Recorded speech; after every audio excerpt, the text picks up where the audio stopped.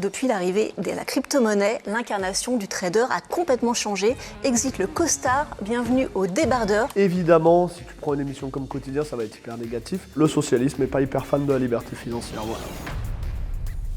Ça s'améliore quand même.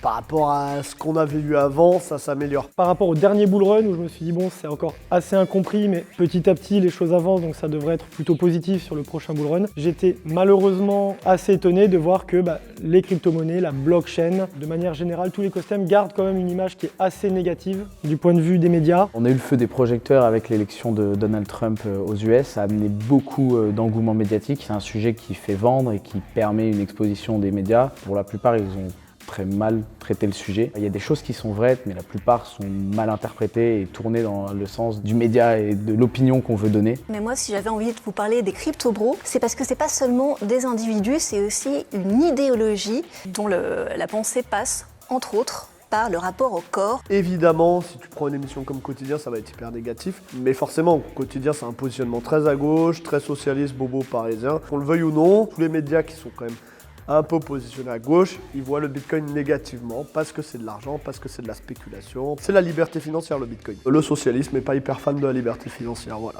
Il y a encore énormément d'amalgames qui sont effectués. Il y a encore beaucoup à faire en France, en tout cas pour comprendre et peut-être réussir à prendre de bonnes décisions ou de s'ouvrir un petit peu plus, ce que font déjà d'ailleurs paradoxalement d'autres pays. C'est comme tout, faites vos propres recherches, inspirez-vous de ce qui peut être fait à droite à gauche, ne vous basez pas sur une source d'information. Diversifiez vos sources, diversifiez vos interlocuteurs.